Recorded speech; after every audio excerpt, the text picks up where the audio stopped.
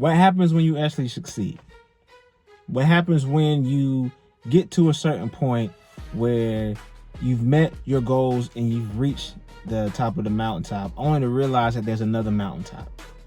But then you can't get there with what got you to where you previously got. So you have to die to that old self, eliminate those old things that got you to that point, and develop a whole new skill set to get you to the next point. So basically, the old you can't take you to where new you is calling you to be. How do you navigate that space? Welcome back to another episode of the Brink of Greatness podcast, a space for those wanting to reframe their failures and point them to success, and also transform their current identity to more align with the one that is God-given inside of all of us. I'm Jonathan Marcus Thomas, back again with you, and we're going to be talking about a very, I don't want to say controversial, but about a player in the NFL who has seen a lot of success in his life, as well as failures, quote unquote, or hardships that he has continuously overcome, and has to answer questions about his greatness and his accomplishments to this point. Today we're going to be talking about a quarterback. You know, this platform is about transformation. It's about putting tools in your tool belt to help you towards success. But also, there is a sports theme to it that you also may have noticed. Yes, we talk about faith, yet we also use sports in concert with that to help us build a framework and tool set to be able to get us to achieving the success that we want to see. Because my background in sports is very evident. It's very ingrained to the person that I am. So I've learned a lot from that, and I believe that those who have also been in sports can garner a lot of that, even if you haven't played sports.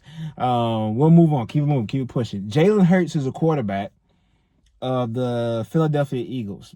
Not only is he a quarterback in the NFL, he's a Super Bowl MVP winning quarterback. But yet he still has to answer questions about his talent, about his performance on the field, as if he hasn't accomplished a lot already.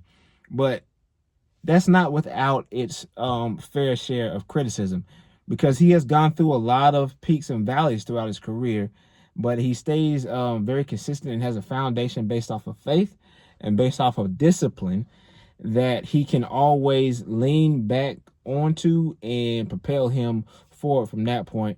So he didn't have to so much change who he was. He didn't have to change his identity, but he did have to change his systems and the way that he approached things. He had to change his intentions and his focus. Because to give you a little bit of his background, as we go into this AIM series, which will be pulling from different athletes and business people alike that have gone through ups and downs in their career, but ultimately have seen success. We're going to go back a little bit. And everybody knows the state of Texas, right? In America, what's the saying? Everything's bigger in Texas. Everything's big in Texas. There's not much bigger than college, not college, because it seems like college if you actually go down there, but high school football in Texas is bar none. It's on a whole new level. You look at those stadiums that they have, it's like, I would say it's like a small college. Nah, it's like a college. It's bigger than some colleges' stadiums. Like, it is a religion, if you will, down there in Texas. Jalen Hurts was the number one dual threat quarterback in Texas, number 4 overall in the country. So highly touted, highly sought after coming into college. Even as a true freshman, there was like, should they let that true freshman play at Alabama with the greatest college football coach of all time? So not to go too much into his history, we're going to do a little speed reading right here and fly through it. So he comes in this competition with someone that was kind of entrenched as the starter. As a true freshman, takes his job, gets that team all the way to the national championship, and is runner-up in the country to the national championship. They lost that year to Clemson. And it was like, man, this guy, the ceiling is the roof, in the words of Michael Jordan. But, like, the ceiling is is so high for this kid. Like, can't wait to see what he does next year. Struggles the next season and is benched in the national title game. Got the team back to the point by another incoming freshman who was highly touted as well. So you go from this big, highly sought after person to getting benched, and like it's like, how does he adjust to that?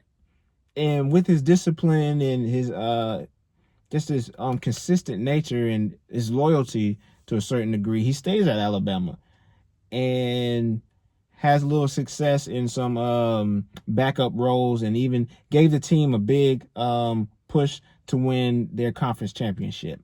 Trust me, I'm going somewhere with this. Just feel me. So you're the starter, get to the championship game. The next year you get to the championship game, get benched at halftime. Get benched at halftime, come back the next year and help the team do something great. Then you leave the team, and everybody's like, man, this guy, man, he has so much promise. He goes in his bag, and he's like, okay, faith, discipline, hard work. All right, so as far as AIM, AIM, he assessed the situation. People say he needed to become better as a passer, as a quarterback, reading defenses. He goes to the guru of sorts in that arena and excels at Oklahoma, becomes a Heisman Trophy finalist. What? This kid that people kind of gave up on is like, he's not going to have much success, and had a successful season at Oklahoma.